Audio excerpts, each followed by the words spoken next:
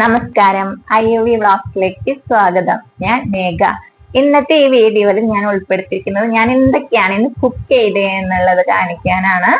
ബ്രേക്ക്ഫാസ്റ്റിന് എന്തായിരുന്നു, ലഞ്ചിന് എന്തായിരുന്നു എന്നൊക്കെയാണ് ഞാൻ ഈ വീഡിയോയിൽ ഉൾപ്പെടുത്തിയിരിക്കുന്നത്. പിന്നെ ഒരു കാര്യം പറയാനുള്ളത്, എല്ലാവരും ഹെൽത്തി ആയിട്ടുള്ള ഫുഡ്സ് കഴിക്കാനായിട്ട് മാക്സിമം ശ്രമിക്കുക. ഓയില്, പിന്നെ എന്താ പറയാ, എരിവ്, പുളി, ഉപ്പ്, മധുരം ഇതെല്ലാം ഒക്കെ ഒന്ന് കുറച്ച് ഉപയോഗിക്കാനായിട്ട് മാക്സിമം ശ്രമിക്കുക. പിന്നെ ജങ്ക് ഫുഡ്സ്, ബേക്കറി ഫുഡ്സ് ഒക്കെ ഒന്ന് കുറച്ച് ഉപയോഗിക്കാനായിട്ട് നോക്കാം. പിന്നെ പിന്നെ നമ്മളുടെ വീട്ടിൽ തന്നെ കിട്ടുന്ന സാധനങ്ങൾ തന്നെ ചെയ്യാനായിട്ട്, നമ്മുടെ പറമ്പിലൊക്കെ ഉണ്ടാവുന്ന സാധനങ്ങളൊക്കെ തന്നെ കുക്ക് ചെയ്യാനായിട്ട് ശ്രമിക്കുക. ഇടയ്ക്ക് ഇലക്കറികളൊക്കെ കഴിക്കുക. സാലഡ്സ് ഒക്കെ ഫുഡിൽ ഉൾപ്പെടുത്താനായിട്ട് നോക്കാം. ഇതെല്ലാവർക്കും അറിയുന്നതൊക്കെ തന്നെയാണ്. അപ്പോ അതൊക്കെ ഒന്ന് ശ്രമിക്കുക. നമുക്ക് ഒരു ഹോസ്പിറ്റലിൽ പോയാൽ അറിയാലോ, അഡ്മിറ്റ് ആയി കഴിഞ്ഞാല് നല്ലൊരു പൈസ ചെലവാക്കിയിട്ട് വേണം നമുക്ക് തിരിച്ച് ഓടിപ്പോരണമെന്ന് വെച്ചിട്ടുണ്ടെങ്കിൽ. അതുകൊണ്ട് നമ്മൾ മാക്സിമം ഹെൽത്തി ആയിട്ടുള്ള ഫുഡ് കഴിച്ചുകൊണ്ട് ഹെൽത്തി ആയിട്ട് ഇരിക്കാനായിട്ട് ശ്രമിക്കാം. അപ്പൊ നമുക്ക് വീഡിയോയിലേക്ക് പോവാം.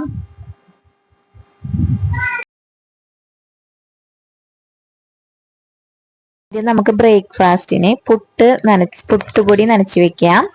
ഞാനിതില് 1.5 കപ്പ് പുട്ടുപൊടിയാണ് എടുത്തിരിക്കുന്നത്. കടയിൽ നിന്ന് വാങ്ങിച്ച പുട്ടുപൊടിയാണ് കേട്ടോ, പാക്കറ്റ് പുട്ടുപൊടി. അതിലേക്ക് 1.5 ടീസ്പൂൺ ജീരകം, ഒരു 1/4 ടീസ്പൂൺ ഉപ്പും പൊടി, പിന്നെ 2.25 ഗ്ലാസ് ചെറിയ ഗ്ലാസ് വെള്ളവും ചേർത്ത് നന്നായി കുഴച്ച് വെക്കുന്നുണ്ട്. നമ്മൾ വീട്ടിൽ വറുത്തിട്ടുള്ള പുട്ടുപൊടിയാണെന്ന് വെച്ചിട്ടുണ്ടെങ്കിൽ ഒന്ന് നനച്ചു കൊടുക്കാവുന്ന പാകത്തിലാണ് നമ്മൾ വെള്ളം ഒഴിക്കാറുള്ളൂ. കടയിൽ നിന്ന് വാങ്ങിക്കുന്നത് ആയതുകൊണ്ട് കുറച്ച് മുന്നിൽ നിൽക്കണം. അങ്ങനെ കുഴഞ്ഞ രൂപത്തിലായിരിക്കണം കേട്ടോ പുട്ടുപൊടി എന്താ പറയാ നനച്ചു വെക്കേണ്ടത്. അപ്പൊ നമുക്കിതാ ഇത് കുഴച്ച് വെച്ചിട്ട് ഒരു 20 മിനിറ്റ്സ് ഒക്കെ ഒന്ന് അടച്ചു വെക്കാം. അത് കഴിഞ്ഞ് നോക്കുമ്പോൾ നമുക്ക് ആ പരുവത്തിലേക്ക് കിട്ടും കേട്ടോ. പുട്ട് ഉണ്ടാക്കാവുന്ന പാകത്തിലേക്ക് നമുക്ക് പുട്ടുപൊടി കിട്ടും. അപ്പതാ ഇങ്ങനെ ആക്കിയിട്ട് ഞാൻ മൂടി വെക്കുന്നുണ്ട് കേട്ടോ. ഒരു 20 മിനിറ്റ്സ് ഒക്കെ കഴിഞ്ഞാൽ മതി. പക്ഷെ ഞാൻ ഇതിന്റെ ഇടയിൽ പണികളൊക്കെ വേറെ ചെയ്യുന്നുണ്ട്. അത് കഴിഞ്ഞിട്ടാവും നമ്മള് പുട്ട് ഉണ്ടാക്കാൻ നോക്കുള്ളൂ. അപ്പോഴേക്കും അതൊക്കെ സെറ്റ് ആയിട്ടുണ്ടാവും. അപ്പൊ നമുക്കിനി സാമ്പാറാണ് ഇന്ന് ഉണ്ടാക്കുന്നത്. അതിലേക്ക് തേങ്ങ വറുക്കണം. അതിനാണ് കേട്ടോ ഈ തേങ്ങ ചെറുകിക്കൊണ്ടിരിക്കുന്നത്. നമുക്ക് അധികം തേങ്ങ സാമ്പാർ ഉണ്ടാക്കുമ്പോൾ വറക്കണ്ട. ഒരു പിടി തേങ്ങ ചെറുകിയത് മതി. അപ്പതാ ഞാൻ തേങ്ങ ചെറുകി എടുക്കുന്നുണ്ട്. തേങ്ങ ചെറുകി എടുത്തിട്ടുണ്ട് കേട്ടോ. ഇത്രയും തേങ്ങ മതി, ഒരു പിടി തേങ്ങ. അതായത് അരമുറി തേങ്ങയുടെ പകുതി പോലും എടുത്തിട്ടില്ല. ഇനി നമുക്ക് വറുക്കാൻ വെക്കാം. അത് അടുപ്പ് കത്തിച്ച് ചീനച്ചട്ടി വെച്ചിട്ടുണ്ട്. കുറച്ച് വെളിച്ചെണ്ണ ഒഴിക്കുക. ഞാനൊരു കാര്യം മറന്നുപോയി, എനിക്കൊരു അബദ്ധം പറ്റി. കാരണം ആദ്യം നമ്മൾ സാമ്പാറിൽ കായായിരുന്നു വറുത്തെടുക്കേണ്ടത്. പക്ഷെ ഞാൻ പെട്ടെന്ന് ഉലുവ എടുത്തുപോയി തിരക്കിന്റെ ഇടയിൽ. ആദ്യം കായാണ് കേട്ടോ വറുത്തെടുക്കേണ്ടത്. ഇനി ഉലുവ ഒന്ന് ചൂടായി വന്നപ്പോ ഞാൻ കായ ഇട്ടു. കായം ഇപ്പിടണോണ്ട് പ്രശ്നമില്ല. പക്ഷെ എന്ത് സംഭവിച്ചെന്ന് വെച്ചിട്ടുണ്ടെങ്കിൽ നമ്മുടെ ഉലുവ ഒന്ന് ഇത്തിരി മൂത്തുപോയി. അത്രേ ഉണ്ടായുള്ളൂ. പക്ഷെ കറി വെച്ചപ്പോ അത്ര കുഴപ്പമൊന്നും ഉണ്ടായില്ല കേട്ടോ. ഇനി ഇതൊന്ന് മൂത്ത് വരുമ്പോ ഇതിലേക്ക് 1 ടീസ്പൂൺ മുഴുവൻ മല്ലി ചേർക്കുന്നുണ്ട്. പിന്നെ 6 വറ്റൽമുളക്, 1 തണ്ട് കറിവേപ്പില, 4 ചുവന്നുള്ളി എന്നിവിട്ടൊന്ന് വഴറ്റിയതിന് ശേഷം ചെറുകി വെച്ചിരിക്കുന്ന തേങ്ങ ചേർത്ത് വറുത്തെടുക്കാം. തേങ്ങ വറുത്തെടുക്കേണ്ട പരിവെന്ന് പറഞ്ഞു കഴിഞ്ഞിട്ടുണ്ടെങ്കിൽ പുളിയുറുമ്പിന്റെ നിറമാവുന്നത് വരെ, അത്രയും ബ്രൗൺ നിറമാവുന്നത് വരെ നമുക്ക് വറുത്തെടുക്കാം കേട്ടോ. പിന്നെ ഞാനിവിടെ 1 ടീസ്പൂൺ മുഴുവൻ മല്ലി എടുത്തിട്ടുണ്ടെങ്കിലും ഞാൻ തേങ്ങ വറുത്ത് വരുമ്പോൾ ഒരു 2 ടീസ്പൂൺ മല്ലിപ്പൊടിയും കൂടി ചേർക്കുന്നുണ്ട്.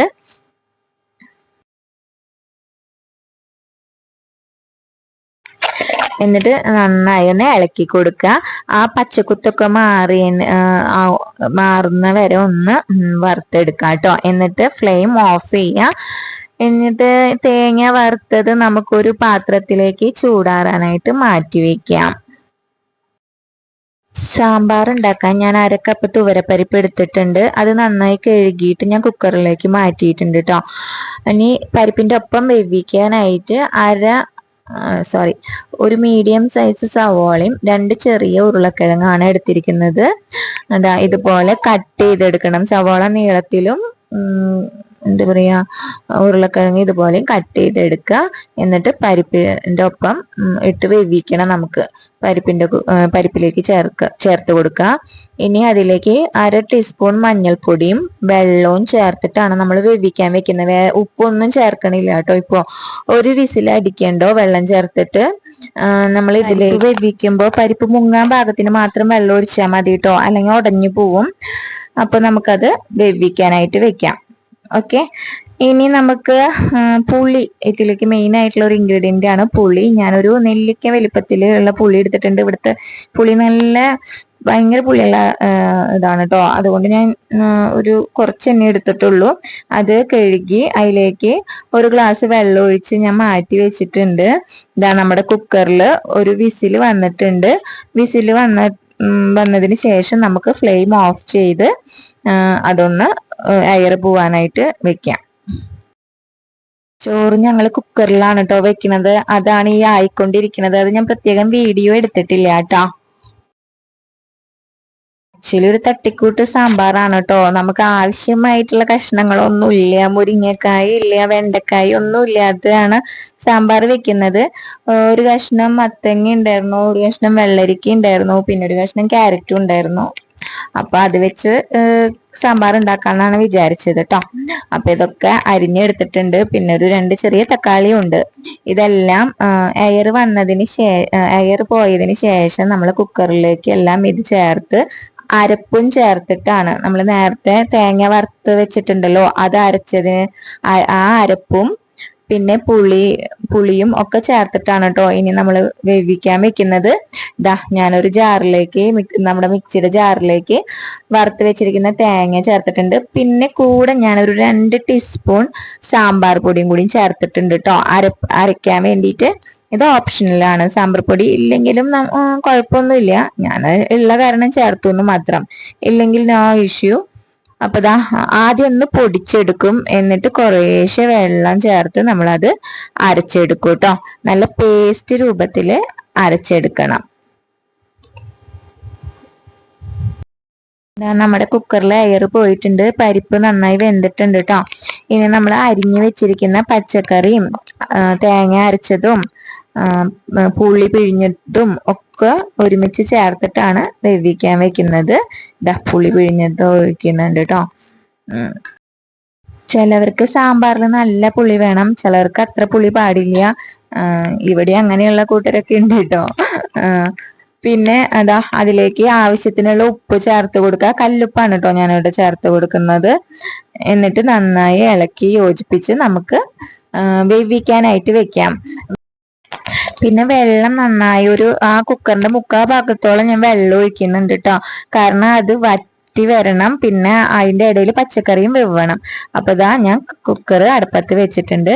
ഇനി ഞങ്ങൾക്കൊരു പാൽ ചായ കുടിക്കണം കേട്ടോ. അപ്പൊ പാല് ഇന്നലെ തിളപ്പിച്ചത് ഫ്രിഡ്ജിൽ വെച്ചത്. അതിൽ നിന്ന് ഞങ്ങളിതാ പാട മാറ്റി വെക്കാറുണ്ട്. ഇതിൽ നിന്നാണ് നമ്മൾ ബട്ടറും നെയ്യൊക്കെ ഉണ്ടാക്കുന്നത്. അപ്പൊ ഇങ്ങനെ ഒരു പാത്രത്തിലേക്ക് ഡെയിലി നമ്മളത് മാറ്റി ഫ്രീസറിൽ വെക്കും. അത് ഫില്ലാവുമ്പോ നമ്മളത് അതിൽ നിന്ന് ബട്ടർ എടുക്കാണ് കേട്ടോ ചെയ്യാറ്. അപ്പൊ ഞങ്ങളൊരു ചായ കുടിക്കട്ടെ കേട്ടോ. അതിന്റെ ഇടയിൽ ചായ തിളപ്പിക്കാൻ വെച്ചിട്ടുണ്ട്. ഇതിന്റെ ഇടയിൽ സാമ്പാറും നമ്മൾ ഇടയ്ക്കൊന്ന് നോക്കുന്നുണ്ട്. തിളച്ച് വന്നിട്ടില്ല. നമ്മുടെ ചായ ആയിട്ടുണ്ട്. ചായ തിളച്ച് വന്നു. ചായ തിളച്ച് വന്നത് ഞാൻ ലോ ഫ്ലെയിമിൽ ഇട്ടിട്ട് ഉണ്ട് കേട്ടോ. അതിന്റെ ഇടയിൽ നമ്മുടെ സാമ്പാർ തിളച്ച് തുടങ്ങിയിട്ടുണ്ട്. നന്നായി തിളച്ച് കഴിഞ്ഞാൽ നമ്മൾ ലോ ഫ്ലെയിമിലേക്ക് മാറ്റും. എന്നിട്ട് അത് പച്ചക്കറിയൊക്കെ വെന്ത് വെള്ളമൊക്കെ വറ്റുന്നത് വരെ അത് അവിടെ ഇരുന്ന് തിളക്കട്ടെ. അതിന്റെ ഇടയിൽ നമുക്ക് വേറെ ജോലികളൊക്കെ ഉണ്ടെങ്കിൽ ചെയ്യാനുള്ള സൗകര്യം ഉണ്ട് കേട്ടോ.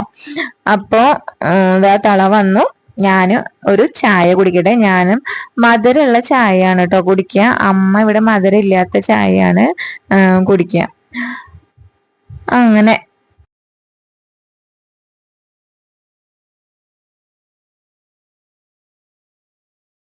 സാമ്പാർ അവിടെ റെഡി ആവട്ടെ. ഞാൻ ഇനി പുട്ടുണ്ടാക്കാൻ പുട്ടും കുറ്റിയിൽ വെള്ളം ഒഴിച്ച് അടുപ്പത്ത് വെച്ചിട്ടുണ്ട്. ഞാൻ നേരത്തെ പറഞ്ഞല്ലോ, ഇപ്പൊ നോക്കൂ പുട്ടുപൊടി വളരെ സോഫ്റ്റ് ആയിട്ടുണ്ട്. നമുക്ക് പുട്ടുണ്ടാക്കാനുള്ള പാകത്തിലേക്ക് പുട്ടുപൊടി ആയിട്ടുണ്ട് കേട്ടോ. പുട്ടിലേക്കുള്ള തേങ്ങ റെഡി ആയിട്ട് ഇതൊരു ഫസ്റ്റ് ട്രിപ്പിലേക്കുള്ള തേങ്ങ ആയിട്ടുള്ളൂ. ഞാൻ ഓരോ ട്രിപ്പ് ഉണ്ടാക്കുമ്പോൾ അതിനനുസരിച്ച് തേങ്ങ ചെരുകാണ് കേട്ടോ ചെയ്യാറ്. അപ്പൊ ഇതാ നമ്മുടെ സാമ്പാർ അതിന്റെ ഇടയിലായിട്ടുണ്ട്, വറ്റി വന്നിട്ടുണ്ട് കേട്ടോ.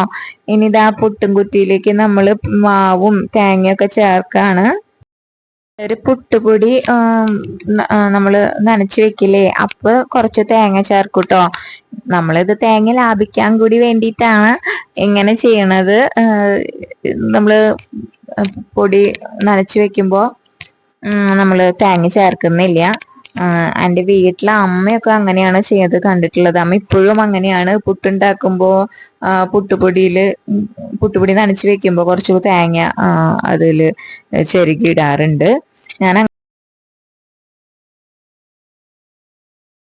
ഇതാ പുട്ടുണ്ടാക്കാൻ നമ്മൾ അടുപ്പത്ത് വെച്ച് വെള്ളം തിളച്ചിട്ടുണ്ട്. ഇനി നമുക്ക് പുട്ട് ആവി കയറ്റാം. ഒരു 10 മിനിറ്റ് എങ്കിലും ആവി കയറ്റണം കേട്ടോ. ഇതാ നമ്മുടെ ഫസ്റ്റ് ട്രിപ്പ് പുട്ട് റെഡി ആയിട്ടുണ്ട്.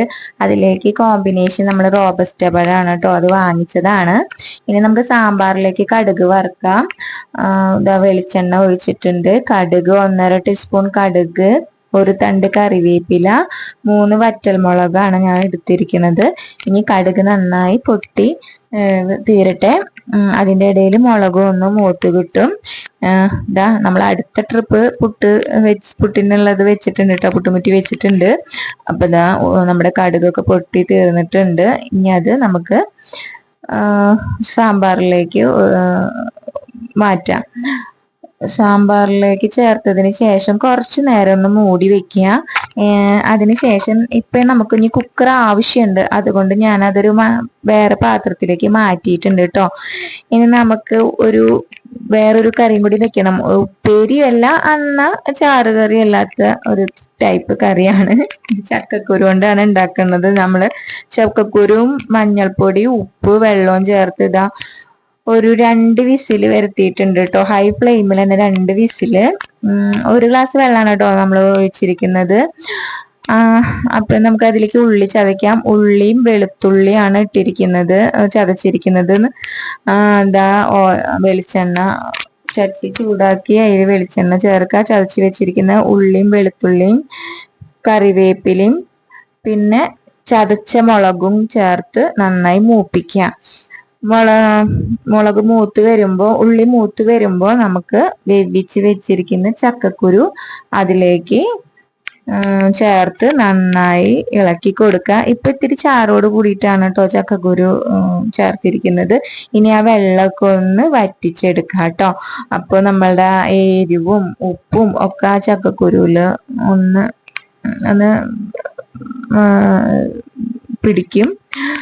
അപ്പൊ ഇതാ നമ്മുടെ ചക്കക്കുരു കറി തയ്യാറായിട്ടുണ്ട്. ഇതൊന്നും കൂടി ഇരുന്ന് വറ്റൂട്ടോ. അപ്പൊ ഇന്നത്തെ വീഡിയോ ഇത്രയേ ഉള്ളൂ. പെട്ടാൽ നമ്മുടെ ചാനൽ സബ്സ്ക്രൈബ് ചെയ്യുക, ലൈക്ക് ചെയ്യുക, ഷെയർ ചെയ്യുക. താങ്ക്